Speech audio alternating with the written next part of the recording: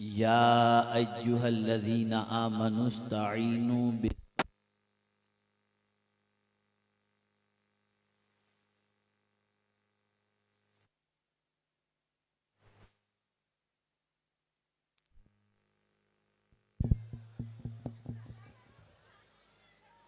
या अय्युहल्लज़ीना आमनुस्तईनु बिस्सब्रि वस्सलाह इन्नल्लाहा मअस्साबिरीन सदक़ल्लाहुल अज़ीम। सदर बावक़ार व उलमाए ज़वील एहतराम, हाज़िरीन व हाज़िरात व नाज़रीन, अस्सलामु अलैकुम व रहमतुल्लाहि व बरकातुहू। अगर मेरी बहनें चुप रहेंगी तो बड़ी नवाजिश होगी। ख़वातीन को वहाँ पर चुप कराने की थोड़ी सी कोशिश की जाए, इसलिए कि उनकी आवाज़ और उनका शोरगुल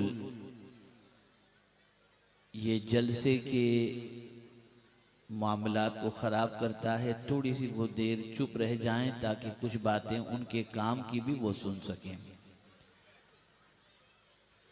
मेरे प्यारे आका सल्लल्लाहु ताला अलैहि वसल्लम के प्यारे दीवानों, जिस आये करीमा की तिलावत का मैंने शर्फ हासिल किया, उससे मुताल्लिक कुछ मारूज़ात पेश करने से पहले आकाए करीम रऊफ़ रहीम अलैहि तहिय्यत व तस्लीम की बारगाह बेकस पनाह में जिस तरीक़े से मैं पढ़ाऊँ, अक़ीदत व मोहब्बत में डूब कर उसी तरीक़े से दुरूद व सलाम का नजराना पेश करें। अस्सलातु वस्सलामु अलैका या रसूल अल्लाह,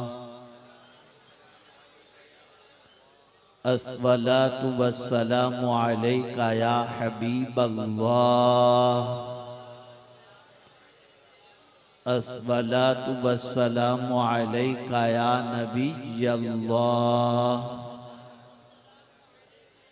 व अला आलिका व अस्हाबिका या नूर अल्लाह सल्लल्लाहु ताला अलैका व आलिहि वसल्लम। मेरे प्यारे आका सल्लल्लाहु ताला अलैहि वसल्लम के प्यारे दीवानों, आज हम और आप बारगाह इमाम आली मकाम रदी अल्लाहुल मौला तबारक व तआला अन्हु में खराज अकीदत पेश करने के लिए हाजिर हैं। वो इमाम आली मकाम जिनकी ज़िंदगी का एक एक लम्हा मोहब्बत इलाही और मोहब्बत रसूल सल्लल्लाहु अलैहि वसल्लम में गुजरा हो, वो इमाम आली मकाम जिन्होंने इस्लाम की आबियारी के लिए अपना सब कुछ लुटा दिया, वो इमाम हुसैन जिन्हें मदीने के ताजदार सल्लल्लाहु अलैहि वसल्लम ने नौजवानाने जन्नत का सरदार फरमाया, वो इमाम हुसैन जिनकी मोहब्बत का चिराग आज पूरी दुनिया में मुसलमानों के सीने में रोशन है, आज उसी इमाम की बारगाह में खराज अकीदत पेश करने के लिए हम हाजिर हैं। मैं चाहूँगा कि थोड़ी देर आप मुकम्मल तवज्जो के साथ गुफ्तगू को समाअत फरमाने की कोशिश करें।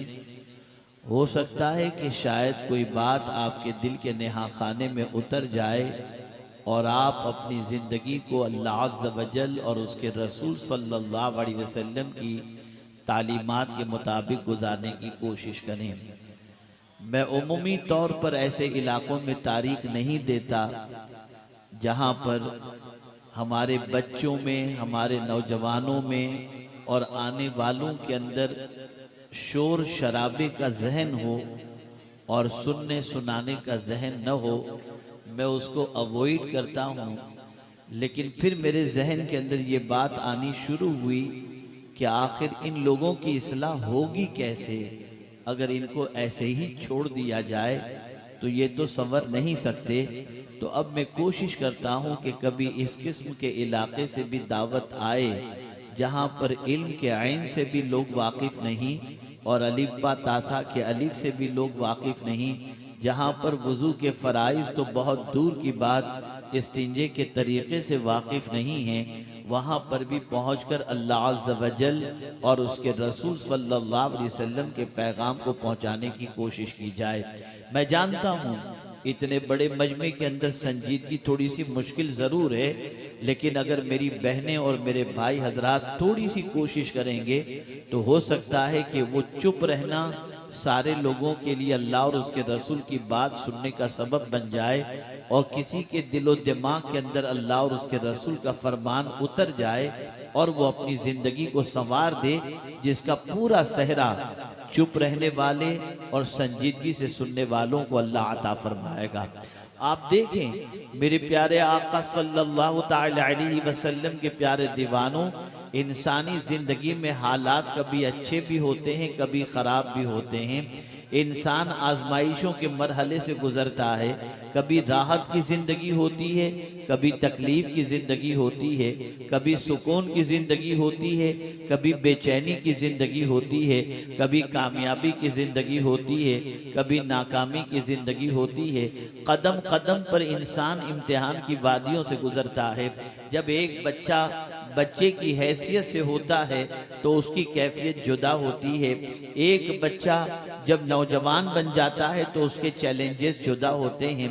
फिर वही नौजवान इंसान जब नौजवान बच्चा बिल्कुल पुख्ता इंसान की शक्ल में जब तैयार हो जाता है तो उसके चैलेंजेस जुदा होते हैं। आप देखते चले जाएं, इंसानी ज़िंदगी के अंदर मरहले आते रहते हैं और इम्तिहान से उसे गुजरना पड़ता है।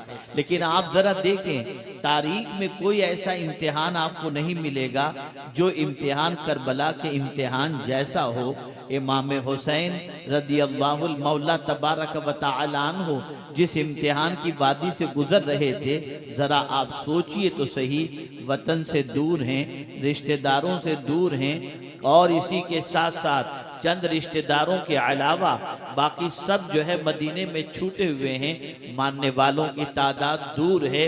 और ये सारी गरीबुल वतनी की ज़िंदगी आप करबला की सरजमीन पर गुजारते हुए नज़र आ रहे हैं, वहाँ औकात अपने गुजारते नज़र आ रहे हैं। और हैरत की बात तो ये है कि जिनके नाना का कलेमा लोग पढ़ते हैं, उसी नाना के नवासे को शहीद करने पर आमादा भी हैं। कितने ताज्जुब की बात है, कितनी हैरत की बात है, आप जरा सोचो। और फिर यहाँ पर 72 या 82 नुफूस कुदसिया मौजूद हैं और वहाँ पर 22,000 का लश्कर जर्रार ताज़ा दम मौजूद है। यहाँ पानी पर पहरा बिठा दिया गया, वहाँ खाना पीना और सब कुछ चल रहा है।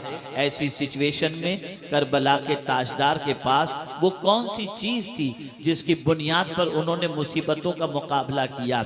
आज आपको भी मुसीबतें आती हैं, आज हमें भी मुसीबतें आती हैं, आज आप भी तकलीफ की वादियों से गुजरते हैं, आज हम भी तकलीफ की वादियों से गुजरते हैं। कौन सा इंसान है जिसके साथ तकलीफ दा वाबस्ता न हो, लेकिन आज तकलीफ के मौके पर हमारी कैफियत क्या होती है। तवज्जो चाहूँगा, मेरे नौजवान बच्चों से पूछना चाहूँगा, ज़रा मुझे बताओ, थोड़ी सी तकलीफ आई कोई शराब पीने चला गया, थोड़ी सी तकलीफ आई कोई पिक्चर देखने बैठ गया, थोड़ी सी तकलीफ आई कोई नशा करना शुरू कर दिया, थोड़ी सी तकलीफ आई कोई ड्रग्स लेना शुरू कर दिया, थोड़ी सी तकलीफ आई कोई ज़िना करना शुरू कर दिया, थोड़ी सी तकलीफ आई कोई सिगरेट पीना शुरू कर दिया। आज अगर इंसान को तकलीफ आती है, तकलीफ गुनाह तकलीफ के मौके पर वो गुनाह के दरवाजे पर दस्तक देता है। लेकिन करबला जैसी तकलीफ तो किसी पर नहीं आई, लेकिन उसके बावजूद हम जब करबला के मैदान का जायजा लेते हैं तो अक्ल दंग रह जाती है। इतनी सख्त तकलीफ, इतना सख्त इम्तिहान, लेकिन उसके अंदर इमाम हुसैन रदियल्लाहु ताला अन्हु ने उस तकलीफ के मौके पर अगर आप देखें किस चीज को इख्तियार फरमाया, जिसकी बुनियाद पर इमाम हुसैन रदियल्लाहु ताला अन्हु साबित कदम भी रहे और मौला ने उन्हें कामयाबी भी अता फरमाई। कामयाबी किस एतबार से, आपके जहन में शायद ये बात आए कि इमाम तो शहीद हो गए, कामयाब किस वजह से। तो मैं आपको बताऊं, यजीद ने गर्दन नहीं मांगी थी, यजीद ने हाथ मांगा था। इमाम हुसैन ने गर्दन तो दे दी, हाथ नहीं दिया, और बता दिया वो हाथ मैं कैसे दे सकता हूँ जिन हाथों को मदीने के ताजदार ने पकड़ा हो। अल्लाह अकबर। आप अंदाजा लगाएं, इमाम हुसैन रज़ी अल्लाहु मौला तबारक व तआला अन्हु ने करबला में वो कौन सी चीज इख्तियार फरमाई थी जिसकी बुनियाद पर इमाम हुसैन रज़ी अल्लाहु तआला अन्हु साबित कदम भी रहे। और आज सदियां गुजर चुकी, गुलाम हुसैन तो मिलेंगे, गुलाम यजीद कोई नहीं मिल सकता। वजह क्या है, सबब क्या है, थोड़ा सा समझो। मैं कुछ इस्लाह करना चाहूँगा, मेरी बच्चियों का भी इसकी इस्लाह करना चाहूँगा और आपकी भी इस्लाह करना चाहूँगा, ताकि आप आज यहाँ से उठें तो ये सबक लेकर के उठें कि हमें अपनी ज़िंदगी में मुसीबत आए तो क्या करना है, परेशानी आए तो क्या करना है, तकलीफ आए तो क्या करना है। हम कुरान भी पढ़ते हैं, हम मदीने के ताजदार सल्लल्लाहु अलैहि वसल्लम का कलेमा भी पढ़ते हैं, और हम आज जो जमा हुए हैं इमाम हुसैन की मोहब्बत में जमा हुए हैं। वो सच्चे इंसान थे, वो अच्छे इंसान थे, वो नवासे रसूल थे, वो नौजवानाने जन्नत के सरदार थे, एक अजीम मर्तबे पर फाइज थे, अजीम मकाम पर फाइज थे। लेकिन आपसे मैं पूछना चाहता हूँ, हम नमाज के अंदर जब दुआ करते हैं, ए अल्लाह हमें सिद्दीकीन के रास्ते पर चला, अंबिया के रास्ते पर चला, शोहदा के रास्ते पर चला, सालिहीन के रास्ते पर चला, तो पता चला जब मुसीबत आए तो किसी और के रास्ते को मत देखना, ये देखना कि जब मुसीबत आई थी तो हुसैन कौन से रास्ते पर चले थे, जब इम्तिहान आया था तो हुसैन कौन से रास्ते पर चले थे, जब तकलीफ आई थी तो ताजदारे करबला कौन से रास्ते पर चले थे, जब इम्तिहान की वादियों से गुजरना हुआ तो इमाम हुसैन ने क्या चीज इख्तियार फरमाई थी। जब आप इन चीजों पर तवज्जो करेंगे तो मेरे प्यारे आका सल्लल्लाहु अलैहि वसल्लम के प्यारे दीवानों, आपकी जिंदगी के अंदर सुकून आएगा, आपकी जिंदगी में इत्मीनान आएगा, आपकी जिंदगी में करार आएगा। आइए कुरान मुकद्दस में अल्लाह अज़्ज़ा व जल्ल ने वाज़े लफ्जों में फरमा दिया, ये मेरे करीम का करम है, वो मुसीबतें पहले नहीं भेजता, पहले मुसीबतों का इलाज भेजता है, फिर मुसीबतें भेजता है। जिस तरीके से हमें पैदा होने के लिए जमीन की जरूरत थी तो अल्लाह ने जमीन को पहले पैदा किया, आसमान की जरूरत थी, आसमान को पहले पैदा किया, पानी की जरूरत थी, पानी को पहले पैदा किया, हवा की जरूरत थी, हवा को पहले पैदा किया, फिर इंसानों को पैदा किया। और अगर समझ में नहीं आता तो इस इलाके और देहात के इलाके की वजह से ये मैं समझाऊंगा तो बात अच्छी तरह समझ में आएगी। अल्लाह जरूरतों को पहले पैदा जरूरतों को पूरी करने वाली चीज जो होती है उसे पहले पैदा करता है और जरूरत को बाद में पैदा करता है। बच्चा बाद में पैदा होता है, माँ के सीने में दूध अल्लाह पहले पैदा कर दिया करता है।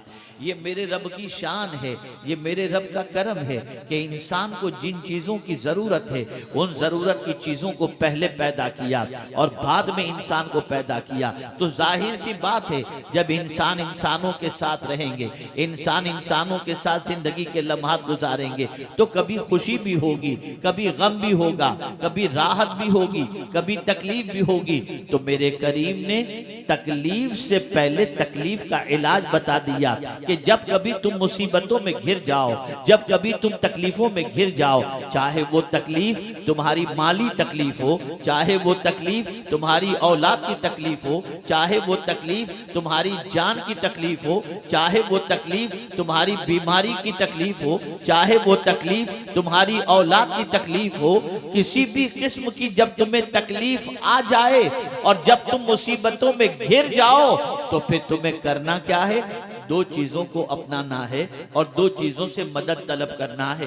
इमाम हुसैन कुरान मुकद्दस सिर्फ इसलिए नहीं पढ़ते थे कि कुरान पढ़कर कुछ सवाब जमा कर लिया जाए, बल्कि इमाम हुसैन कुरान इसलिए पढ़ते थे कि इसमें जो कुछ अल्लाह ने फरमाया है उस पर मुझे अमल करना है, तो नतीजा वही निकलेगा जो परवरदिगार जल्ल जलालहू ने फरमाया। अब आप देखिए, समझते हुए चलिए ताकि आपके दिलो दिमाग के अंदर दर से करबला महफूज हो जाए और करबला से मिलने वाला एक अजीम पैगाम और एक अजीम सबक आप अपने दिल में लेकर के यहाँ से उठें, ताकि कल की तारीख में अगर कोई मुसीबत आपके दरवाजे पर दस्तक दे तो आप मुसीबत की वजह से ड्रग्स इस्तेमाल न करें, नशा इस्तेमाल न करें, सिगरेट पीना शुरू न कर दें, बल्कि जहां मुसीबत दरवाजे पर दस्तक दे तो आप कुरान के फॉर्मूले पर अमल करें, इमाम हुसैन के नक्शे कदम पर चलें। अल्लाह अकबर।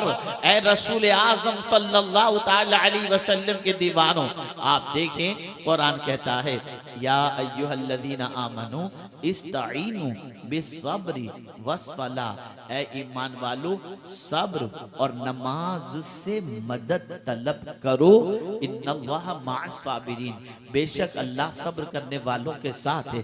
पता चला मुसीबत आए तो शोर मचाने से मुसीबत दूर नहीं होगी, तकलीफ आए शोर मचाने से तकलीफ दूर नहीं होगी, अगर कोई मर जाए तो उसके इंतकाल पर वावा वावेला मचाने से वो जिंदा नहीं हो जाएगा। तकलीफ आए तो सब्र करो, तकलीफ आए तो सब्र के दामन को थामे रखो और ये कहो मौला जिसमें तू राजी है उसमें मैं राजी हूँ, इसलिए कि तुम्हारे चाहे से मुसीबत दूर नहीं हो सकती और अल्लाह चाहे तो हजार मुसीबतें हों अल्लाह उसे दूर फरमा देगा।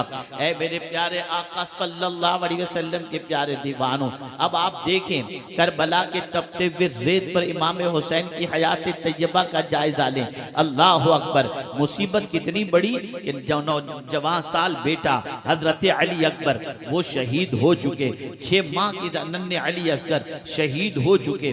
आप मुझे बताइए इससे बड़ी भी कोई मुसीबत हो सकती है, इससे बड़ा भी कोई इम्तिहान हो सकता है? एक जवान साल बेटा अपनी निगाहों के सामने दम तोड़ रहा है, एक नन्हा सा बच्चा गोद में दम तोड़ रहा है, इतनी बड़ी मुसीबत आई तो इमाम हुसैन रज़ी अल्लाह ताला अन्हु ने क्या वहां पर शोर मचाया था? क्या वहां पर चिल्लम चिल्ली किए थे? क्या वहां पर अल्लाह की शिकायत की थी? क्या नौहा किया था? क्या मातम किया था उन्होंने? कोई चीज इमाम हुसैन रज़ी अल्लाह ताला अन्हु ने नहीं की। आज एक मरतबा दुरूद शरीफ पढ़ लें। अल्लाहुम्मा सल्ली अला सय्यिदिना व मौलाना मुहम्मदिन मअदनिल जूदि वल करम व आलिहि व सहाबी व बारिक वसल्लिम। ए बेटे जरा चुप रहो बेटे, चुप रहो बेटे। आप जरा देखें, मैं एक सवाल आपसे पूछना चाहता हूं। एक बच्चे का इंतकाल अगर परदेश में हो जाता है तो माँ यहाँ पर पूरा आसमान सर पर उठा लेती है, इतना रोती है, इतना चिल्लाती है, इतने गलत अल्फाज इस्तेमाल करती है, इतने अपनी जबान से अल्लाह के खिलाफ लफ्जों के अल्फाज इस्तेमाल करती है कि जिसकी वजह से ऐसा लगता है जैसे वो बच्चा उसका ही बच्चा था, अल्लाह का बंदा नहीं था। याद रखें, वो बेटा बाद में तुम्हारा है, बंदा तो पहले अल्लाह का है ना। लेकिन आप जरा देखें, आज शोर मचाया जाता है, चेहरा पीटा जाता है, लेकिन कोई करबला में मुझे बता दे हजरत अली अकबर की शहादत पर हजरत अली अकबर की वालिदा ने चेहरा पीटा हो, गिरेबान फाड़ा हो, शोर मचाया हो? क्यों नहीं? इसलिए कि कुरान कहता है जब कभी मुसीबत आए तो सब्र से मदद मांगो। तुम्हारे रोने धोने से, तुम्हारी चिल्लम चिल्ली से गया हुआ इंसान पलट कर नहीं आएगा। तो मेरे करीम अगर सब्र करेंगे तो क्या होगा? तो मेरा रब इरशाद फरमाता है और उसके प्यारे हबीब सल्लल्लाहु अलैहि वसल्लम फरमाते हैं, जब किसी के घर से किसी अजीज का इंतकाल होता है, उसकी रूह परवास कर ली जाती है, तो परवरदिगार फरिश्ते को भेजता है, फरिश्ते जाओ मेरा बंदा उसके महबूब के छीन लेने की वजह से क्या कह रहा है। जब फरिश्ते पहुंचते हैं और घर वाले ये कहते हैं इन्ना लिल्लाहि व इन्ना इलैहि राजिऊन और उसके लिए मगफिरत की दुआ करते हैं, तो फरिश्ते पलट कर रब की बारगाह में हाजिर होते हैं, अर्ज करते हैं मौला वो तो तेरी तारीफ कर रहे थे, तेरा जिक्र कर रहे थे। फरिश्तों से मेरा मौला फौरन फरमाता है जन्नत में एक महल बनाओ जिसका नाम बैतुल हम्द रख दो, उस सब्र करने वाले को कल बरोज़े क़यामत वो जन्नत का महल अता किया जाए।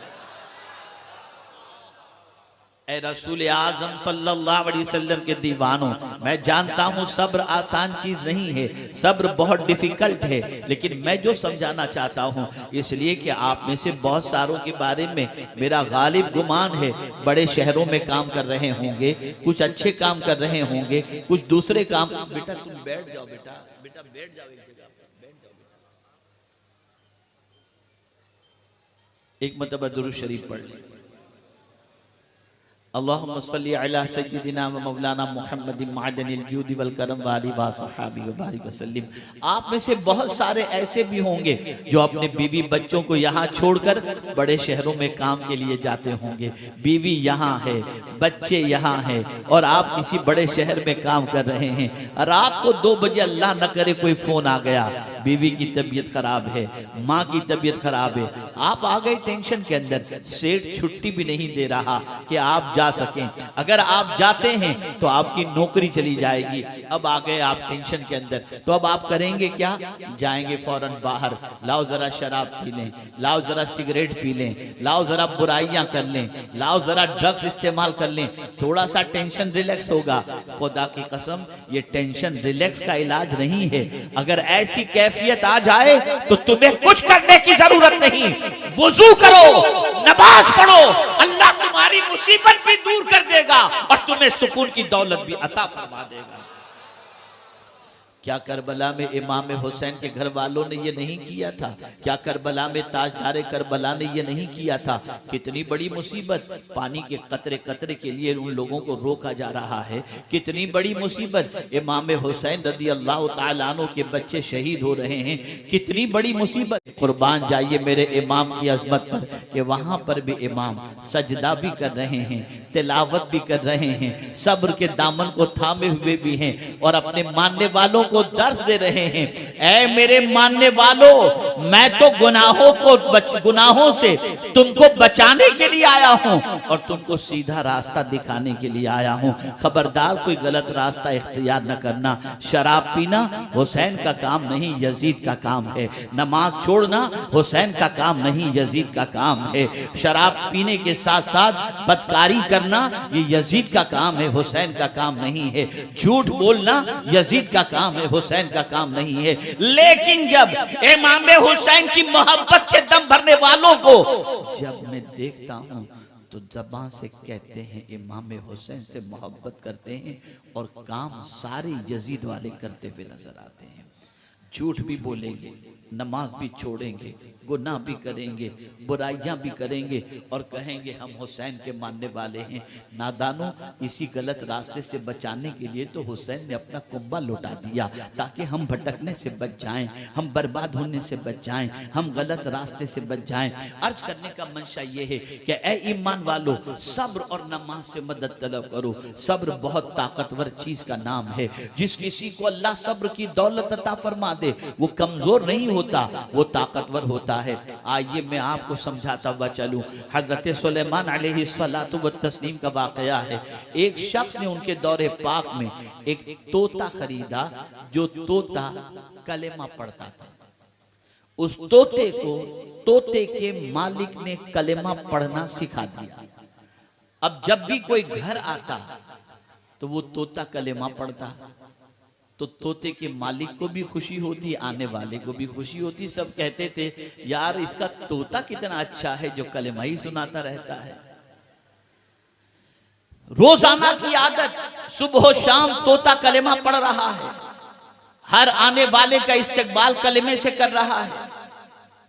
जब उससे कलेमा सुनते लोग बहुत खुश होते और साथ ही साथ उसकी तारीफ भी करते और उस घर वाले की भी तारीफ करते। एक दिन अचानक, तवज्जो चाहूंगा, एक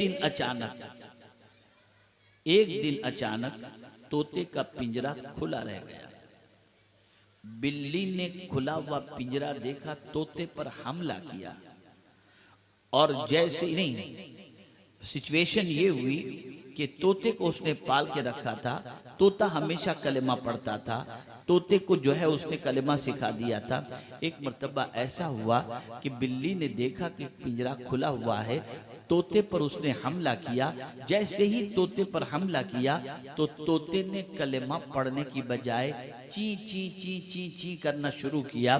तोते के मालिक को अफसोस हुआ, जिंदगी भर मैं इसे कलेमा सिखाता रहा, ये जिंदगी भर कलेमा पढ़ता रहा, लेकिन जब मरने का वक्त आया तो ची ची ची ची कर रहा है। एक बुजुर्ग के पास पहुंचा और जाकर के अर्ज करता है, हुजूर मैं परेशान हूँ। उन्होंने पूछा परेशानी की वजह क्या है? उस शख्स ने कहा, मैंने तोते को जिंदगी भर कलेमा सिखाया और मेरा तोता जिंदगी भर कलमा पढ़ता रहा, लेकिन मौत के वक्त उसकी ज़बान पर कलेमा नहीं था, वो ची ची कर रहा था। अब बुजुर्ग ने जो जवाब दिया, मैं चाहूँगा इसको आप दिलो दिमाग में महफूज कर लो।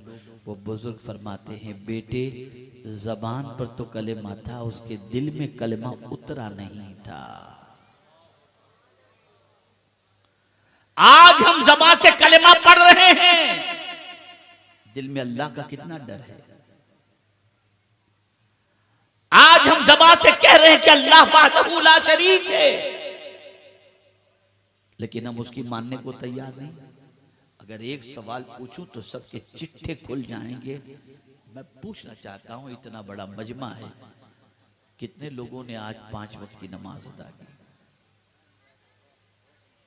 मुझे बताओ, क्या ये हुसैनियत है जो 72 तलवारों के जख्मों के बावजूद करबला के मैदान के अंदर सजदा नहीं छोड़ते?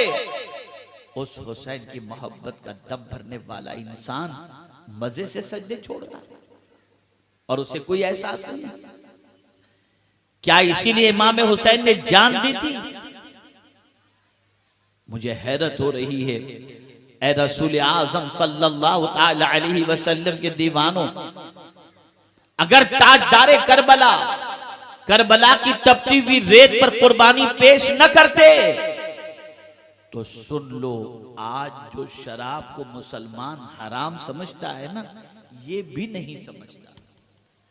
आज अगर मस्जिद से अजान की आवाज आती है, चेहरे पे दाढ़ी नजर आती है, सर पे अम्मामा शरीफ नजर आता है और इंसान शराब, झूठ और जुआ और जिना से किसी हद तक बचता हुआ नजर आता है, ये सदका है इमाम आली मकाम रदी अल्लाह ताला अन्हु का। मुझे कभी कभी हैरत होती, ये कैसी मोहब्बत है, जिसकी मोहब्बत का दम भरो उसके रास्ते पर न चलो, जिसकी मोहब्बत का दम भर रहे हो उसका तरीका पसंद नहीं। सब्र से मदद तलब करो और जब मुसीबत आए शोर मत करो, चिल्लाओ नहीं। हजरत सुलेमान अलैहिस्सलातु व तस्लीम के दौरे पाक में एक शख्स ने एक परिंदा खरीदा। उस परिंदे की आवाज उसे बहुत पसंद थी, वो परिंदा चहचहाता था और हजरत सुलेमान अलैहिस्सलातु वस्सलाम के दौरे पाक का शख्स उससे खुश होता था।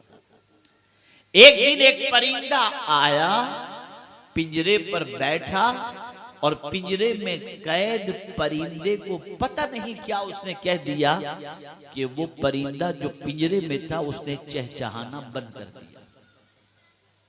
कर दिया उसने। परिंदे का मालिक हजरत सुलेमान अलैहिस्सलाम के पास पहुंचा और अर्ज करता है, हुजूर महंगी कीमत देकर मैंने इस परिंदे को खरीदा ताकि इसकी आवाज से लुत्फ अंदोज हूं, लेकिन ये तो अब बोलना ही बंद कर दिया है।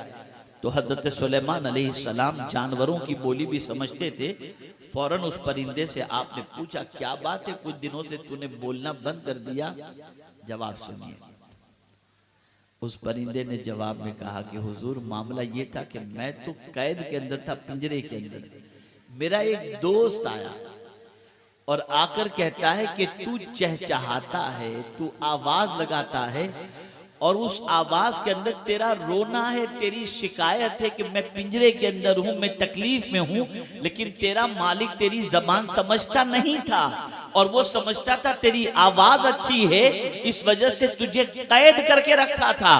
अब सुन ले, अगर पिंजरे से तुझे निकलना है तो चुप हो जा, शिकायत मत कर, चुप हो जा। परिंदा चुप हो गया और उसने कहा, हज़रत अब मैं नहीं बोलूंगा, हजरत सुलेमान अलैहिस्सलाम ने परिंदे के मालिक से कहा, अब ये तेरे काम का नहीं। उसने पिंजरा खोला, परिंदा निकला, उड़कर दरख्त पर गया और जाकर कहने लगा, लोगो तुम भी मुसीबत में सब्र करना सीख लो, तकलीफों से अल्लाह तुम्हें भी मेरी तरह आजादी अता फरमाएगा। ए रसूल आजम सल्लल्लाहु अलैहि वसल्लम के दीवानों, दामने सब्र को थामो। ए ईमान वालों, सब्र से मदद तलब करो। अल्लाह अकबर। सब्र कमजोरी का नाम नहीं है, सब्र ताकत का नाम है, सब्र कुव्वत का नाम है। अल्लाह अकबर।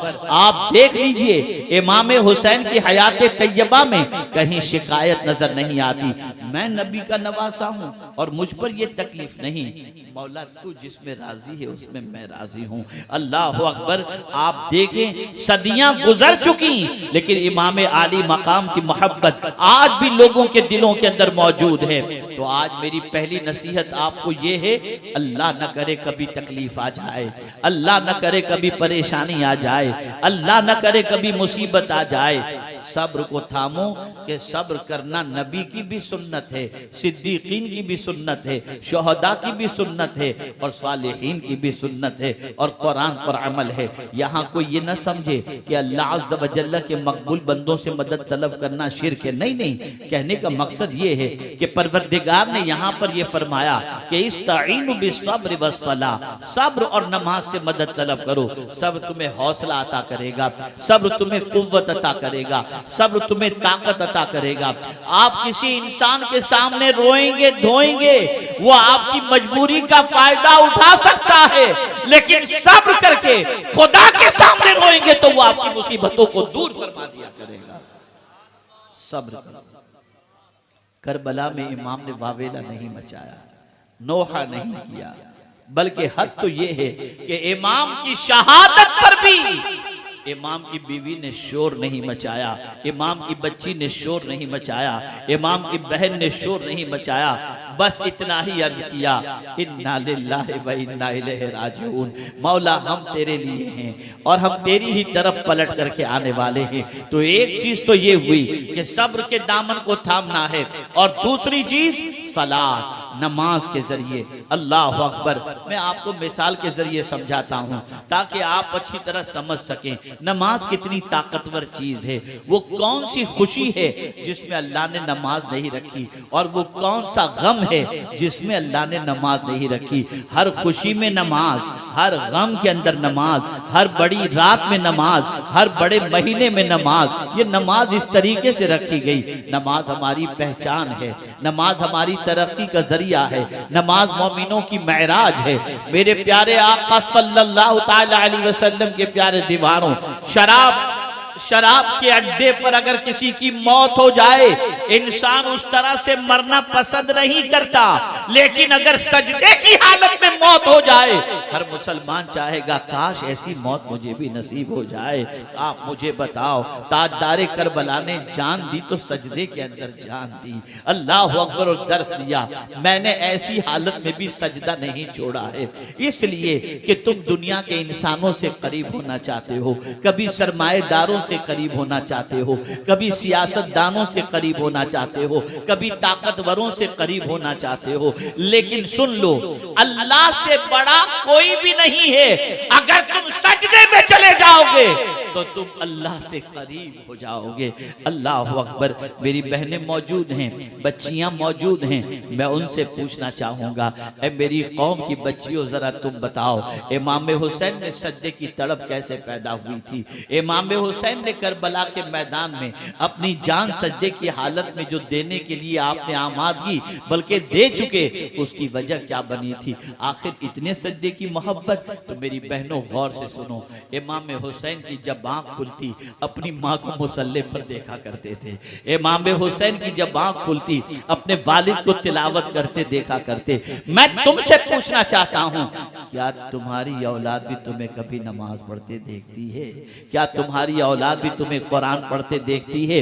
ऐ रसूल आजम सल्लल्लाहु अलैहि वसल्लम के दीवानों और खवातीन इस्लाम, अपनी जिंदगी को अल्लाह और उसके रसूल के इरशाद के सांचे में ढालो और सुन लो। आज यहां से ये अज़्म करके उठो, न नमाज छूटेगी, न तिलावत छूटेगी, न हयात छूटेगी, न अल्लाह की नाफरमानी में ज़िंदगी गुजारेंगे। आज के बाद हम अपनी ज़िंदगी को कानून इलाही और कानून रसूल सल्लल्लाहु अलैहि वसल्लम में गुजारने की कोशिश करेंगे।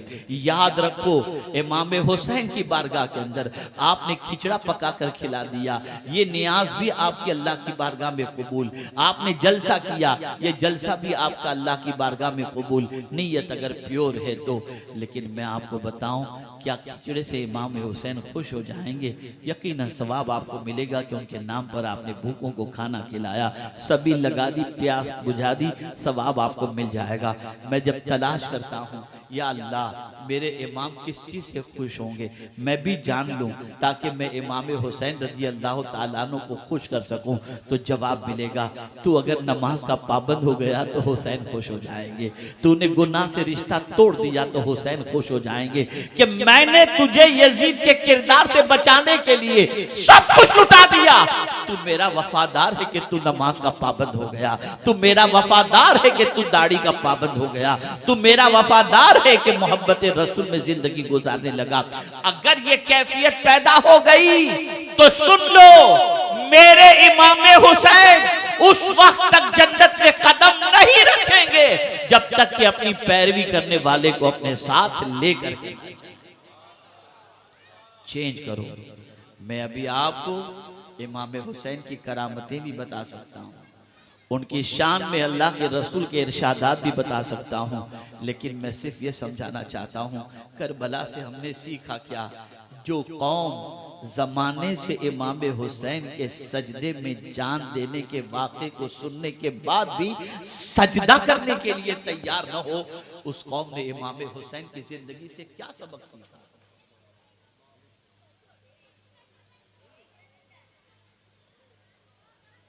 क्या सबक सीखा आपने? अगर आज ऐसे ही आप बैठे रहे, चाहे 3 बजे तक, 4 बजे तक, 5 बजे तक, और कल से आपने नमाज शुरू न की, आपका आना यहां कोई फायदा मंद नहीं, कुछ भी नहीं, नथिंग। इसलिए कि कयामत में अल्लाह पूछेगा ही नहीं कि जलसे में गए थे कि नहीं गए थे। कयामत में अल्लाह पूछेगा नमाज पढ़े थे कि नहीं पढ़े थे। और मैं तो अक्सर कहा करता हूं, जो खुदा का नहीं हुआ वो किसी और का क्या होगा। और जिसके पास अल्लाह के लिए टाइम नहीं, फिर उस इंसान की क्या कैफियत होगी। बदलो अपनी जिंदगी को, बदलो अपनी सोच को, बदलो अपने अफकारों नजरियात को, बदलो अपने ख्यालात को। आज के बाद से आपको कोई बेनमाजी न देखे, खुद भी नमाज पढ़ो, अपनी औलाद को भी नमाज का पाबंद बनाओ, अपनी बीवी को भी नमाज का पाबंद बनाओ। नमाज सीखो, इलाके के सुन्नी उलमा से सीखो, मशाइख से सीखो, ताकि आपकी ज़िंदगी सही तौर पर कानून इलाही और कानून रसूल सल्लल्लाहु अलैहि वसल्लम के मुताबिक गुजरने लग जाए। मैं यहाँ पर इसीलिए आया हूँ ताकि मैं कुछ पैगाम ऐसा दे सकूँ जिससे आपकी ज़िंदगी में निखार पैदा हो जाए। अब मैं आपको बताऊँ नमाज का सबसे बड़ा फ़ायदा, नमाज के अगर आप आदी बन गए तो आपका बदन हमेशा पाक रहेगा, आपके कपड़े हमेशा पाक रहेंगे, आपकी सोच पाक रहेगी। और आज ये बात आखिरी अरसे की गुफ्तगू खत्म करता हूँ, मुझे एयरपोर्ट निकलना है। आज हमारी नौजवान नस्ल रात आते ही उन गंदगियों को देखने में अपनी आंखों को ज़ाय कर रही है जिन गंदगियों के बाद जीना भी मुश्किल और मरना भी मुश्किल हो जाए। इस यूट्यूब ने, इस इंटरनेट ने नौजवान नस्लों को तबाह कर दिया, बर्बाद कर दिया। एक सवाल पूछना चाहता हूं, जिन आंखों से कब्र में हुजूर को देखना है, क्या उन आंखों से तुम गंदी पिक्चरें देखोगे? कैसे जसारत होती है, कैसे दिल होता है। आंखें अल्लाह ने दी, उसने कहा कुरान देखो। मेरे इमाम का मामला तो यह है कि सरे मुबारक को नेज़े पे रखा गया तो वहां से भी कुरान की तिलावत की आवाज आ रही थी, और हमें कुरान पढ़ना भी नहीं आता। हम नमाज से भी नावाकिफ हैं। तो ऐ मुसलमानों, आज इमाम आली मकाम रदी अल्लाह ताला अन्हु की याद की इस महफिल से अगर एक बंदा भी सब्र और सलात का पाबंद हो गया तो मैं समझूंगा कि मेरा आना वसूल हो गया, और हो सकता है वही बंदा मेरी नजात का जरिया भी बन जाए। अल्लाह का शुक्र है, उसके हबीब सल्लल्लाहु अलैहि वसल्लम का एहसान है। मैं बड़े शहरों में भी बोलने का आदी हूँ, अमेरिका और इंग्लैंड के अंदर भी साल में 1-2 बार जा करके बोलता हूँ। लोग मुझसे कहते हैं कि यार ऐसे देहातों में जाके क्यों बोलते हो, ऐसी जगहों पे कैसे पहुंच जाते हो। तो मैं यही कहता हूँ, जहाँ जहाँ से हुजूर की दुखियारी उम्मत मुझे आवाज़ देगी और मेरे पास टाइम होगा, मैं जा कर के कोशिश करूँगा कि उस दुखियारी उम्मत को सीधे रास्ते का सीधा रास्ता बता सकूँ। बदलो अपनी सोच को, बदलो अपने अफकार और नज़रियात को। अगर आज की गुफ्तगू से कुछ लोगों ने भी सबक सीख लिया और अपनी ज़िंदगी को संवार लिया तो यह आज के जलसे की कामयाबी की सबसे बड़ी ज़मानत होगी। अल्लाह ताला आक़ाए करीम रऊफ़ रहीम अलैहि तहिय्यतु व तस्लीम के सदक़ो तुफ़ैल मुझे आपको सबको इमाम हुसैन के नक्शे कदम पर चलने की तौफ़ीक नसीब फरमाए, ताजदार करबला की तालीमात पर अमल की तौफ़ीक नसीब फरमाए।